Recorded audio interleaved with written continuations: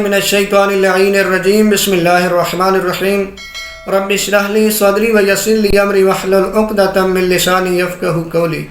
ناظرین محترم السلام علیکم ورحمۃ اللہ وبرکاتہ۔ ناظرین محترم، ایک سوال ہوتا ہے جو کہ آپ جانتے ہیں فقہی مسائل کا ایک سلسلہ ہم نے شروع کیا ہے۔ ایک سوال ہوتا ہے وضو کے حوالے سے کہ ہماری جلد جو ہے وہ آئلی ہے، ہمارے چہرے پہ اکثر چکنائی ہوتی ہے اور وہ ہمارے ان بالوں پہ بھی ہوتی ہے، تو کیا اس چکنائی کو ہوتے ہوئے آئلی جلد ہے تو کیا ہمارا وضو ہو جائے گا؟